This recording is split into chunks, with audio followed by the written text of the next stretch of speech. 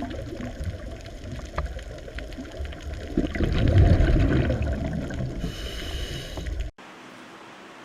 વિદ્યાર્થી મિત્રો, ફરી એકવાર આપ સૌનું સ્વાગત છે દોસ્તો. સૌ મજામાં? બાળકો, આપણે આપણું પ્રકરણ નંબર 1 સજીવ વિશ્વ પૂરું કરી ગયા. હવે આજે શરૂ કરીએ પ્રકરણ નંબર 2. આપણું પ્રકરણ નંબર 2 છે જૈવિક વર્ગીકરણ. દોસ્તો, પહેલા ચેપ્ટરમાં આપણે વર્ગીકરણની પ્રાથમિક માહિતી મેળવી ગયા કે સજીવોને આપણે લક્ષણોના આધારે અર્થકારક જૂથોમાં વહેંચીએ એને વર્ગીકરણ કહેવાય. હવે આ પ્રકરણમાં આપણે વર્ગીકરણ વિશે આગળ ભણીશું. શરૂઆતમાં તો વર્ગીકરણની વિવિધ પદ્ધતિઓ જોઈશું અને ત્યાર પછી આપણે RH વિટેકરે આપેલી વર્ગીકરણ પદ્ધતિનો અભ્યાસ કરશું. દોસ્તો, આમ જુઓ તો મનુષ્ય છે આદિકાળથી જ સજીવોનું વર્ગીકરણ કરતો આવ્યો છે. જેમ જેમ મનુષ્ય સુસંસ્કૃત થયો અને સ્થાયી જીવન ગાળવા માંડ્યો, ભાષાનો વિકાસ થયો, ત્યારથી એ વર્ગીકરણ કરતો આવ્યો છે. પણ આ શરૂઆતનું વર્ગીકરણ છે એકદમ પ્રાથમિક હતું. જેમ કે શરૂઆતનો મનુષ્ય છે એ ખોરાક, આશ્રય એટલે રહેઠાણ,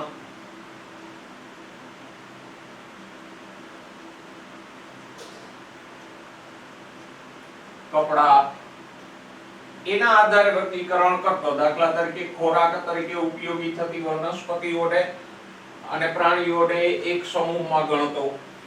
પછી રહેઠાણ એટલે બાંધકામ માટે ઉપયોગી સજીવોને બીજા સમૂહમાં ગણતો.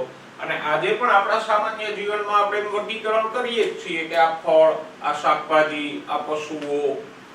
તો ઉપયોગના આધારે આજે પણ આપણે વર્ગીકરણ કરીએ જ છીએ. પછી ધીમે કરતા થોડુંક વિજ્ઞાનનો વિકાસ થયો એટલે પદ્ધતિસરનું અને વૈજ્ઞાનિક ઢબનું વર્ગીકરણ શરૂ થયું.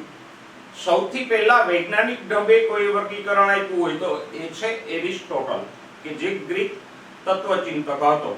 એણે સજીવોને સૌથી પહેલા વૈજ્ઞાનિક ઢબે વર્ગીકૃત કર્યા એવું કહી શકાય. પણ આજે આપણે એરિસ્ટોટલની વર્ગીકરણ પદ્ધતિ જોઈએ તો આપણને એ બિલકુલ અવૈજ્ઞાનિક ઢબની લાગે. જો એરિસ્ટોટલે કઈ રીતે વર્ગીકરણ કર્યું તો કે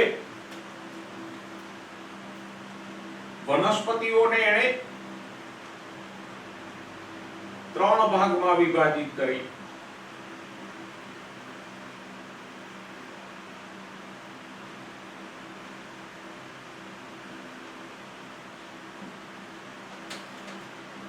કયા 3 ભાગ? તો વનસ્પતિઓને એણે બાહ્ય દેખાવના આધારે છોડ,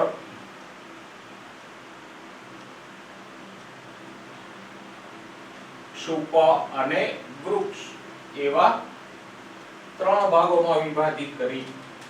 છોડ કોને કહેવાય? તો કે જે નાના કદના છે એને છોડ કહેવાય. દાખલા તરીકે મગફળી. મધ્યમ કદના છે એને ક્ષુપ કહેવાય. દાખલા તરીકે આંકડો. અને વૃક્ષો તો આપણે જાણીએ છીએ જે મોટા કદના હોય એને વૃક્ષો કહેવાય. તો આમ બાહ્ય દેખાવના આધારે એને વનસ્પતિઓને કયા 3 ભાગમાં વિભાજિત કરી? તો કે છોડ, ક્ષુપ અને વૃક્ષો. એવી જ રીતે એરિસ્ટોટલે પ્રાણીઓને 2 જૂથમાં વહેંચ્યા. એક જૂથ હતું લાલ રુધિર વગરના,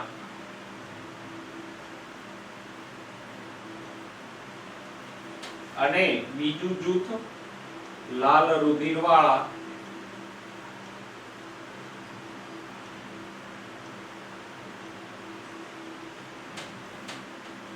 તો એરિસ્ટોટલે થોડુંક વૈજ્ઞાનિક ઢબનું વર્ગીકરણ આપ્યું. યાદ રાખજો મિત્રો, સૌથી પહેલા વર્ગીકરણ કોણે આપ્યું? એરિસ્ટોટલ. અને એરિસ્ટોટલે વનસ્પતિઓને કયા 3 જૂથમાં વર્ગીકૃત કરી? તો કે છોડ, ક્ષુપ અને વૃક્ષો. પ્રાણીઓને કયા 2 જૂથમાં વર્ગીકૃત કર્યા? લાલ રુધિર વાળા અને લાલ રુધિર વગરના. એ સિવાય પણ પ્રાચીન કાળમાં ઘણા બધા વૈજ્ઞાનિકો વર્ગીકરણ આપી ગયા. જેમ કે ભારતીય આયુર્વેદાચાર્યો છે ચરક અને સુશ્રુત. તો ચરક અને સુશ્રુતે પણ આયુર્વેદના શાસ્ત્રોમાં વનસ્પતિઓનું અલગ અલગ રીતે વર્ગીકરણ કરેલું જ છે. આ તો થઈ પ્રાથમિક વર્ગીકરણ પદ્ધતિઓની વાત. પછી જેમ વિજ્ઞાનનો વિકાસ થતો ગયો, જીવ વિજ્ઞાનનો વિકાસ થતો ગયો, એમ અલગ અલગ વૈજ્ઞાનિકો પોતપોતાની રીતે વર્ગીકરણ પદ્ધતિ આપતા ગયા અને ક્રમશઃ વર્ગીકરણ પદ્ધતિઓનો વિકાસ થતો ગયો. ઘણા બધા વૈજ્ઞાનિકોએ પોતપોતાની રીતે વર્ગીકરણ પદ્ધતિઓ આપેલી છે. ચિંતા ના કરો, એ બધાની વર્ગીકરણ પદ્ધતિઓ આપણે ભણવાની નથી, નહીંતર 4-5 વર્ષ તો એમાં જ નીકળી જાય. આપણે બીટેકરની વર્ગીકરણ પદ્ધતિ ભણશું, પણ એ ભણતા પહેલા આપણે જુદી જુદી વર્ગીકરણ પદ્ધતિઓનો ખ્યાલ મેળવી લઈએ. પરંતુ આજ સુધીમાં જુદા જુદા વૈજ્ઞાનિકોએ જે કઈ વર્ગીકરણ પદ્ધતિઓ આપી છે એ બધી પદ્ધતિઓને આપણે 3 ભાગમાં વહેંચી શકીએ. જો પહેલી છે દ્વિસૃષ્ટિ વર્ગીકરણ પદ્ધતિઓ, પછી ત્રિસૃષ્ટિ વર્ગીકરણ પદ્ધતિઓ અને 5 સૃષ્ટિ વર્ગીકરણ. દ્વિસૃષ્ટિ વર્ગીકરણ પદ્ધતિની પહેલા આપણે વાત કરીએ તો દ્વિસૃષ્ટિ વર્ગીકરણ પદ્ધતિમાં સજીવોને 2 સૃષ્ટિમાં વહેંચવામાં આવતા. સૃષ્ટિ નંબર 1 વનસ્પતિ સૃષ્ટિ,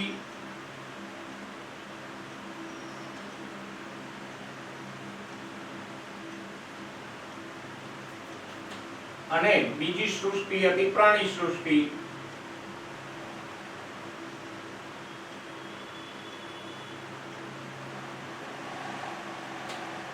તો આમ દ્વિસૃષ્ટિ વર્ગીકરણ પદ્ધતિઓ કે જે લિનિયસ થી શરૂ થઈ, તો લિનિયસ અને એના સમયના વૈજ્ઞાનિકો છે એ સજીવોને 2 સમૂહમાં વહેંચતા, વનસ્પતિ સૃષ્ટિ અને પ્રાણી સૃષ્ટિ. પણ હવે આ પદ્ધતિઓ છે એમાં ઘણું બધું કન્ફ્યુઝન હતું. દાખલા તરીકે જુઓ, થોડા ઉદાહરણો આપણે લઈએ તો વનસ્પતિ સૃષ્ટિમાં કોનો સમાવેશ થતો? તો કે એક તો સપુષ્પ વનસ્પતિઓ,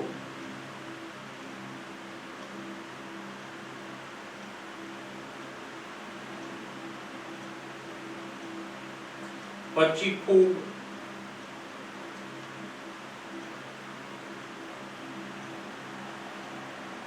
બેક્ટેરિયા,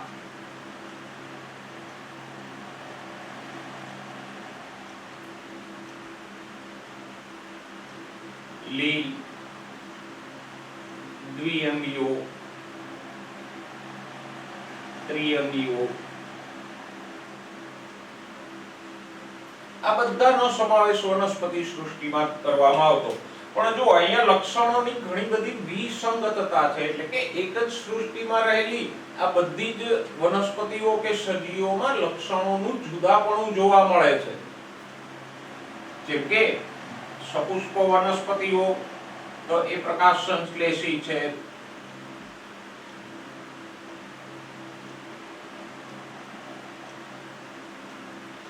ફૂગ છે તો એ અપ્રકાશ સંશ્લેષી છે, એટલે કે પ્રકાશ સંશ્લેષણ કરતી નથી.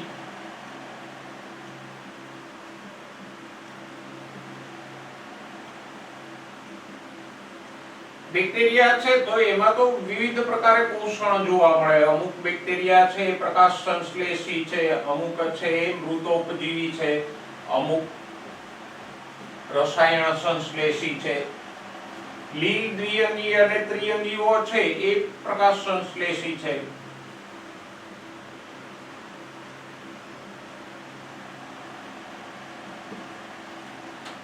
એવી જ રીતે બીજી વાત કરો તો વનસ્પતિઓ લીલ, દ્વિઅંગી, ત્રિઅંગી એ બધામાં સેલ્યુલોઝની કોષ દિવાલ જોવા મળે.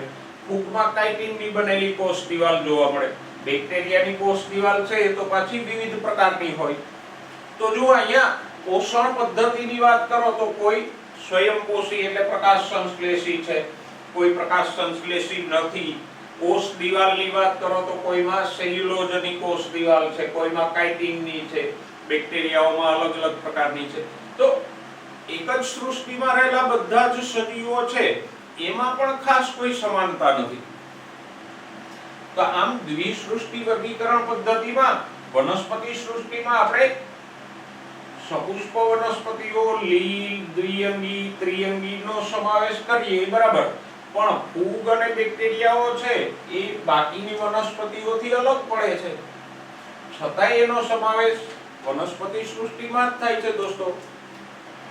તો આવી વિસંગતતાઓ એટલે કે આવું જુદાપણું છે આપણને દ્વિસૃષ્ટિ વર્ગીકરણ પદ્ધતિઓમાં જોવા મળતું, કે જ્યાં અમુક સજીવો છે એ બાકીના સજીવો સાથે સુસંગત લક્ષણો ન ધરાવતા હોય, છતાંય એ જ જૂથમાં મૂકેલા હોય કે એક સૃષ્ટિમાં મૂકેલા હોય. અને એટલે જ આવી દ્વિસૃષ્ટિ વર્ગીકરણ પદ્ધતિઓ છે એ લાંબા ગાળાના ઉપયોગ માટે અયોગ્ય જણાય. એટલે કે આગળ જેમ જેમ જીવ વિજ્ઞાનનો વિકાસ થતો ગયો એમ આવી દ્વિસૃષ્ટિ વર્ગીકરણ પદ્ધતિઓ છે એ યોગ્ય લાગી નહીં. ઓકે બાળકો, તો હવે દ્વિસૃષ્ટિ વર્ગીકરણ પદ્ધતિ છે એ અયોગ્ય કે બિનઉપયોગી જણાવવા લાગી. તો એના પછી ત્રિસૃષ્ટિ કે ત્રિક્ષેત્રીય વર્ગીકરણ પદ્ધતિ આવી.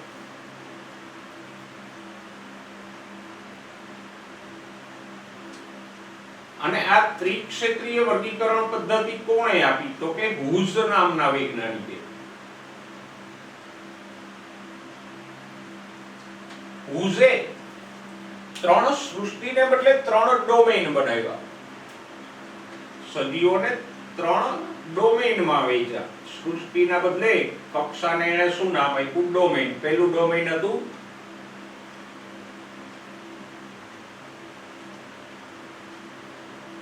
આર્કિયા ડોમેઇન,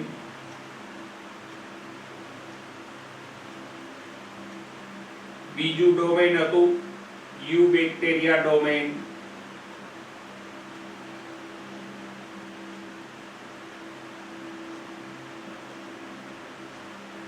અને ત્રીજું ડોમેઇન હતું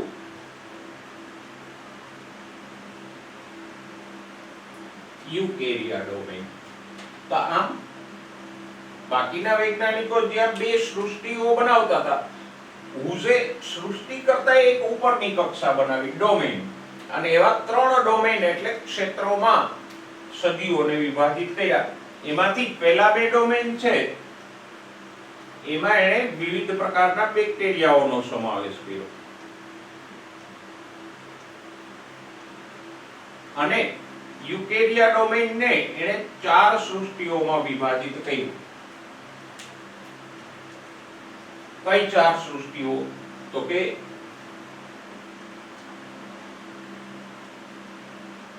સૃષ્ટિ નંબર 1 ફૂગ, નંબર 2 પ્રોટિસ્ટા, સૃષ્ટિ નંબર 3 વનસ્પતિ સૃષ્ટિ,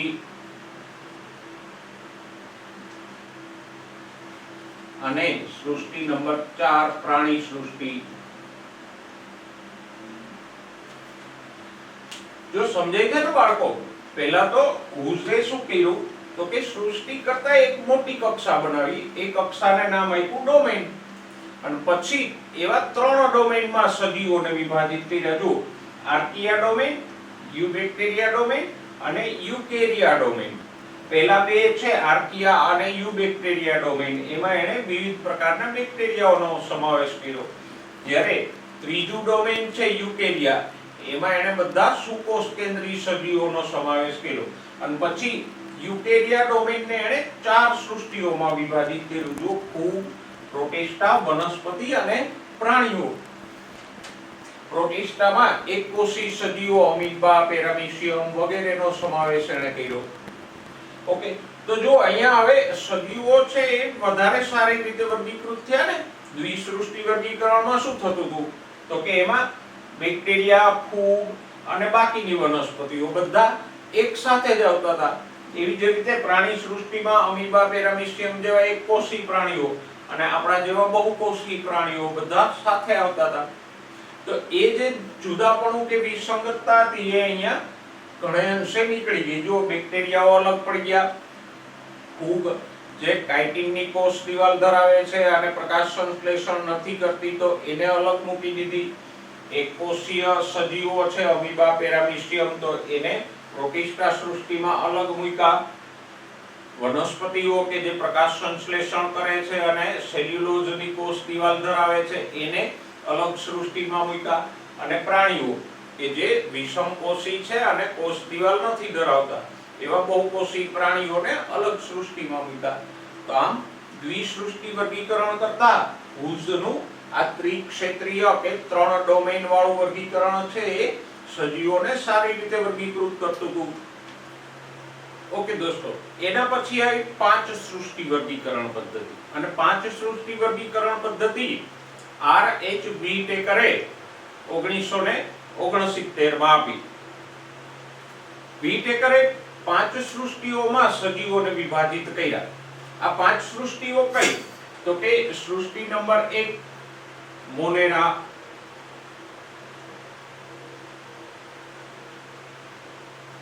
બીજી સૃષ્ટિ પ્રોટિસ્ટા,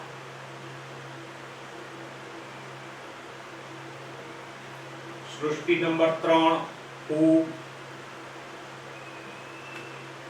સૃષ્ટિ નંબર 4 વનસ્પતિ અને 5મી સૃષ્ટિ બનાવી પ્રાણી. આમ વિટેકરે સજીવોને 2 ને બદલે 5 સૃષ્ટિઓમાં વિભાજિત કર્યા. કઈ કઈ 5 સૃષ્ટિ? તો કે પહેલી સૃષ્ટિ મોનેરા, બીજી સૃષ્ટિ પ્રોટિસ્ટા, ત્રીજી સૃષ્ટિ ફૂગ, ચોથી સૃષ્ટિ વનસ્પતિ અને 5મી સૃષ્ટિ પ્રાણી. જો અહીંયા એને મોનેરામાં કોનો સમાવેશ કર્યો? તો કે બેક્ટેરિયા જેવા આદિકોષ કેન્દ્રી સજીવો.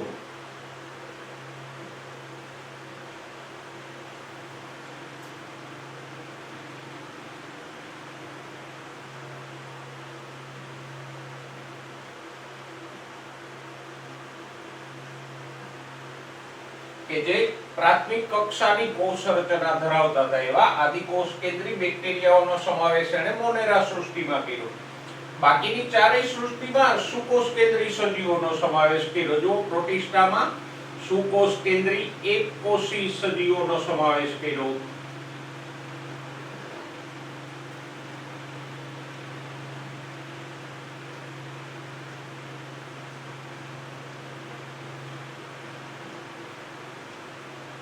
ફૂગમાં તો કે એમાં પણ એકકોષી કે બહુકોષી ફૂગનો સમાવેશ કર્યો કે જે કાયટિનની કોષ દિવાલ ધરાવતા હતા અને સુકોષ કેન્દ્રીય હતા. વનસ્પતિઓ તો આપણે જાણીએ છીએ સેલ્યુલોઝની કોષ દિવાલ ધરાવે અને પ્રકાશ સંશ્લેષણ કરે. તો એવી બહુકોષી સ્વયંપોષી સુકોષ કેન્દ્રી વનસ્પતિઓને ચોથી સૃષ્ટિમાં મૂકી. અને પ્રાણીઓ પણ આપણે જાણીએ છીએ જો એકકોષી પ્રાણીઓ છે એ પ્રોટિસ્ટામાં જતા રહીએ. એટલે અહીંયા પ્રાણીઓમાં પણ કેવા આવશે? બહુકોષી હોય, કોષ દિવાલ ન ધરાવતા હોય એવા. આમ વિટેકરે 5 સૃષ્ટિઓ બનાવી. તો જો અહીંયા પણ જે વિસંગતતા હતી એ દૂર થઈ ગઈ. દ્વિસૃષ્ટિમાં વિસંગતતા એ હતી કે એમાં બેક્ટેરિયાઓ અને ફૂગ વનસ્પતિ સાથે જ મૂકવામાં આવતા વનસ્પતિ સૃષ્ટિમાં. ભલે એના લક્ષણોનો મેળ નહોતો તો પણ. તો અહીંયા વિટેકરે વનસ્પતિ સૃષ્ટિમાંથી ફૂગને અલગ મૂકી દીધી અને બેક્ટેરિયાઓને મોનેરા સૃષ્ટિમાં મૂકી દીધા. એવી જ રીતે પ્રાણીઓમાંથી એકકોષી પ્રાણીઓ હતા એને પ્રોટિસ્ટામાં મૂકી દીધા.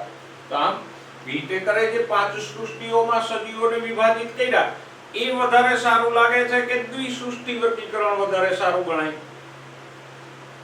5 સૃષ્ટિ વાળું, કારણ કે આમાં સજીવોને લક્ષણોના આધારે વહેંચણી જે કરી એ સ્પષ્ટ હતી. જ્યારે દ્વિસૃષ્ટિમાં એટલી સ્પષ્ટતા નહોતી. વનસ્પતિ સૃષ્ટિમાં ફૂગ પણ આવતી હતી ને પ્રકાશ સંશ્લેષી વનસ્પતિઓ પણ એમાં જ આવતી હતી. ઓકે બાળકો, તો આપણે મુખ્ય 3 પ્રકારની વર્ગીકરણ પદ્ધતિઓ જોઈ. દ્વિસૃષ્ટિ વર્ગીકરણ પદ્ધતિઓ, ત્રિસૃષ્ટિ એટલે 3 ડોમેન વાળી હુઝની વર્ગીકરણ પદ્ધતિ અને 5 સૃષ્ટિ વર્ગીકરણ પદ્ધતિ જે વિટેકરે આપી. ઓકે મિત્રો, શરૂઆતમાં જે વર્ગીકરણ પદ્ધતિઓ હતી, દાખલા તરીકે એરિસ્ટોટલની વર્ગીકરણ પદ્ધતિની આપણે વાત કરી, ચરક અને સુશ્રુતની વાત કરી ગયા, ઇવન લિનિયસ સુધીના વૈજ્ઞાનિકોએ જે વર્ગીકરણ પદ્ધતિઓ આપી, તો એ બધી વર્ગીકરણ પદ્ધતિઓ છે મુખ્યત્વે બાહ્ય લક્ષણો આધારિત હતી.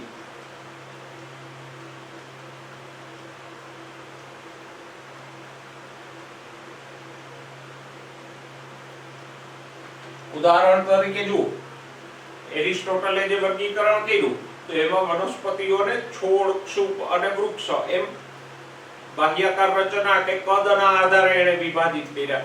એવી જ રીતે લિનિયસે વર્ગીકરણ પદ્ધતિ આપી તો એમાં વનસ્પતિઓને એને પુકેસરની સંખ્યાના આધારે વર્ગીકૃત કરી કે એક પુકેસરવાળી વનસ્પતિઓ પહેલા વર્ગમાં, બે પુકેસરવાળી વનસ્પતિઓ બીજા વર્ગમાં, ત્રણ પુકેસરવાળી વનસ્પતિઓ ત્રીજા વર્ગમાં.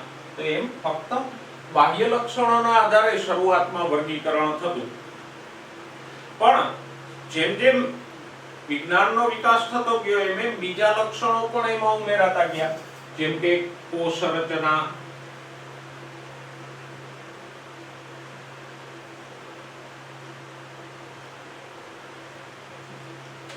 માઇક્રોસ્કોપની શોધ થઈ, પછી ખબર પડી કે સજીવો કોષોના બનેલા હોય. એનાથી આગળ ખબર પડી કે કોષો બે પ્રકારના હોય, આદિકોષ કેન્દ્રી કોષ અને સુકોષ કેન્દ્રી કોષ. તો એ લક્ષણનો પણ વૈજ્ઞાનિકો વર્ગીકરણમાં સમાવેશ કરવા માંડ્યા. એનાથી આગળ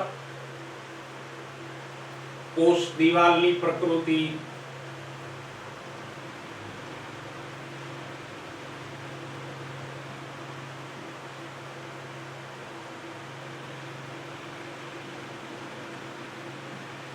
એટલે કે કોષ દિવાલ છે કે નહીં, છે તો કયા પ્રકારની છે. વનસ્પતિઓમાં સેલ્યુલોઝની હોય, ફૂગમાં કાઇટિનની હોય, બેક્ટેરિયાઓમાં અલગ અલગ પ્રકારની કોષ દિવાલ હોય. તો એનો પણ વર્ગીકરણમાં સમાવેશ થયો.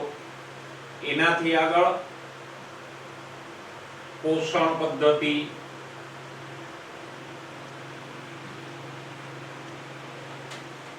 વનસ્પતિઓ કે જે પ્રકાશ સંશ્લેષણ કરીને પોતાની મેળે પોતાનો ખોરાક બનાવે છે એને આપણે સ્વયંપોષી ગણીએ.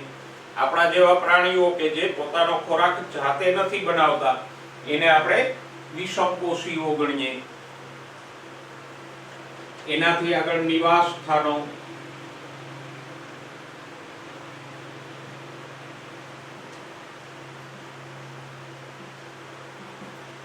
નિવાસ સ્થાનોમાં સામાન્ય નિવાસ સ્થાનો આપણે જાણીએ છીએ, જેમ કે અમુક સજીવો છે જમીન ઉપર રહે છે, અમુક પાણીમાં રહે છે, અમુક પક્ષીઓ જેવા છે હવાઈ જીવન ગુજારે છે.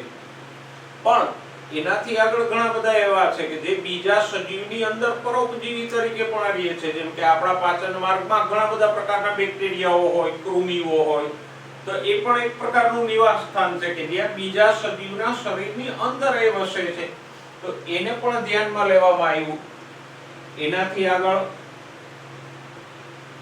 પ્રજનન પદ્ધતિઓ,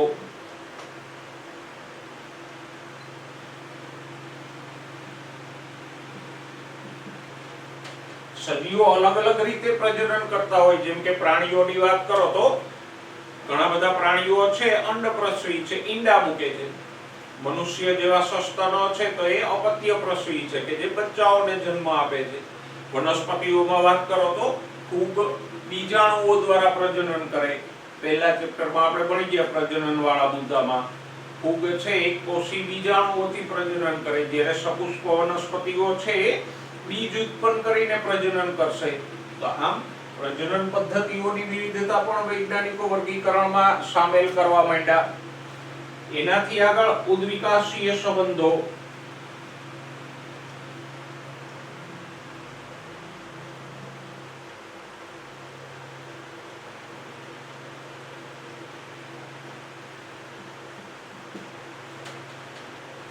ચાર્લ્સ ડાર્વિને ઉદ્વિકાસની સમજ આપી. પછી વિવિધ સજીવોના ઉદ્વિકાસનો અભ્યાસ થવા માંડ્યો.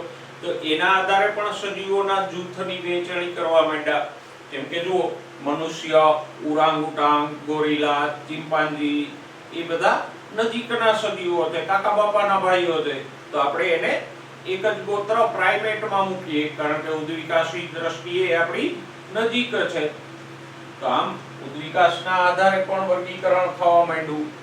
તો આમ શરૂઆતનું વર્ગીકરણ કે જે ફક્ત બાહ્ય લક્ષણોના આધારે હતું, બહારથી જ દેખાય અને સમજાય એવા લક્ષણોના આધારે સરળ રીતે થતું, એ ધીમે ધીમે ધીમે એમાં નવા નવા લક્ષણો ઉમેરાતા ગયા.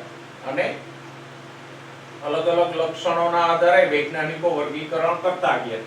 બાહ્ય લક્ષણો ઉપરાંત આજના વર્ગીકરણમાં કયા કયા લક્ષણો ધ્યાને લેવાય? તો તો કે બાહ્ય લક્ષણો ઉપરાંત કોષ રચના, કોષ દિવાલની રચના, પોષણ પદ્ધતિ, નિવાસસ્થાનો, પ્રજનન પદ્ધતિઓ, ઉદ્વિકાસીય સંબંધો, એ બધા જ લક્ષણોને ધ્યાને લઈ અને વર્ગીકરણ કરવામાં આવે.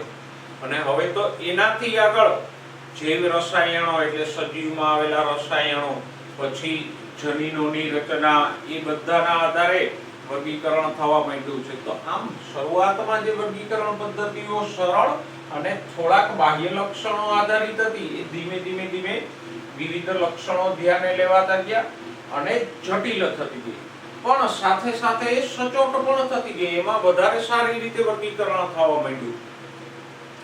તો આમ ક્રમશઃ વર્ગીકરણ પદ્ધતિઓનો વિકાસ થતો ગયો અને શરૂઆતની જે વર્ગીકરણ પદ્ધતિઓ હતી કે જે દ્વિસૃષ્ટિ હતી, સમજવામાં સરળ હતી, પણ યોગ્ય રીતે વર્ગીકરણ નહોતી કરતી, એની જગ્યાએ આજે આપણે બી.ટેકરે આપેલી 5 સૃષ્ટિ વર્ગીકરણ પદ્ધતિ કે જેમાં વિવિધ પ્રકારના લક્ષણોનો સમાવેશ થાય છે અને સજીવોને 5 સૃષ્ટિમાં વધારે સારી રીતે વિભાજિત કરવામાં આવ્યા છે. ઓકે મિત્રો, તો આજના લેક્ચરમાં આપણે વર્ગીકરણ પદ્ધતિઓની સમજ મેળવી કે શરૂઆતની વર્ગીકરણ પદ્ધતિઓ છે એ દ્વિસૃષ્ટિ હતી, એમાં સજીવોને 2 સૃષ્ટિમાં વિભાજિત કરવામાં આવતા, પણ એ સમજવામાં સરળ હતી, છતાંય વિસંગતતાઓ ધરાવતી હતી. એમાં સજીવોનું યોગ્ય રીતે વર્ગીકરણ નહોતું થતું. પછી ત્રિક્ષેત્રીય કે ત્રિસૃષ્ટિ વર્ગીકરણ પદ્ધતિ જે હુઝે આપી એની વાત આપણે કરી, અને છેલ્લે આપણે વાત કરી બી.ટેકરે આપેલી 5 સૃષ્ટિ વર્ગીકરણ પદ્ધતિ કે જેમાં એને સજીવોને મોનેરા, પ્રોટિસ્ટા, ફૂગ, વનસ્પતિઓ અને પ્રાણીઓ એમ 5 સૃષ્ટિમાં વિભાજિત કર્યા. એ વધારે યોગ્ય અને સારું વર્ગીકરણ હતું. પછી એ ચર્ચા કરી કે શરૂઆતની જે દ્વિસૃષ્ટિ વર્ગીકરણ પદ્ધતિઓ હતી એમાં મુખ્યત્વે બાહ્ય લક્ષણોનો જ આધાર લેવામાં આવતો, કારણ કે જીવ વિજ્ઞાન હજુ એટલું વિકસિત નહોતું. પણ જેમ જેમ જીવ વિજ્ઞાનનો વિકાસ થતો ગયો એમ વર્ગીકરણ પદ્ધતિઓમાં નવા લક્ષણોનો સમાવેશ થવા માંડ્યો, જેમ કે બાહ્ય લક્ષણો ઉપરાંત કોષ રચના, કોષ દિવાલની રચના, પોષણ પદ્ધતિ, નિવાસસ્થાનો, પ્રજનન પદ્ધતિ અને ઉદ્વિકાસીય સંબંધો. તો આધુનિક વર્ગીકરણ પદ્ધતિ છે એમાં આ બધા જ લક્ષણોનો સમાવેશ થાય. મિત્રો, આવતા વખતે આપણે બી.ટેકરની 5 સૃષ્ટિ વર્ગીકરણ પદ્ધતિનો સવિસ્તાર ખ્યાલ મેળવશું, દ્વિસૃષ્ટિ વર્ગીકરણ પદ્ધતિ અને 5 સૃષ્ટિ વર્ગીકરણ પદ્ધતિની તુલના કરશું, અને પછી ચેપ્ટરમાં આપણે બી.ટેકરની 5 સૃષ્ટિ અને એના લક્ષણોનો અભ્યાસ કરશું. પણ હા દોસ્તો, વર્ગીકરણ એવો વિષય છે કે એમાં વિવિધ પ્રકારના લક્ષણોનો સમાવેશ થતો હોય અને એને સંબંધિત ઘણા બધા શબ્દો આવતા હોય. દાખલા તરીકે જો કોષ રચનામાં હમણાં જ આપણે વાત કરી કે આદિકોષ કેન્દ્રીય અને સુકોષ કેન્દ્રીય સજીવો. તો ઘણીવાર મુશ્કેલી એ થાય કે આપણે આવા લક્ષણો કે શબ્દો વિશે જાણતા ના હોઈએ કે સમજતા ના હોઈએ, તો એના સાથે સાથે આપણે સમજતા જશું. તમારે ચિંતા કરવાની જરૂર નથી, હું છું બધું સમજાવવા માટે. તો કોઈ આવા નવા શબ્દો આવે તો એને ધ્યાનમાં રાખજો અને સમજતા જજો, એનાથી ગભરાવાની જરૂર નથી. પણ હા, એક વસ્તુ એ કહી દઉં કે જે કઈ લક્ષણો અને એના વિશેનો અભ્યાસ આપણે કરીએ, પુસ્તકમાંથી બહાર જઈને એને સમજીએ, તો એને નોંધતા રહેજો અને એને યાદ રાખતા જજો. કારણ કે વર્ગીકરણ છે એ તો સજીવના બધા જ લક્ષણોનો સમાવેશ કરે છે, માટે દરેક લક્ષણ વિશે કોઈક ને કોઈક શબ્દો અને નવી સમજ આપણને મળતી જ રહીએ. તો આ જે કઈ શબ્દો કે સમજ આપણને મળે છે એને યાદ રાખીને જઈએ તો વર્ગીકરણ સહેલાઈથી યાદ રહે, નહીતર ગોખણપટ્ટી કરવા જઈએ તો અઘરું પડી જાય. એટલે કોઈ નવા શબ્દો આવે તો એનાથી ગભરાવાની જરૂર નથી, એને નોંધતા રહેવાના અને એને યાદ રાખતા જવાના. તો આજના લેક્ચરમાં આટલું રાખીએ.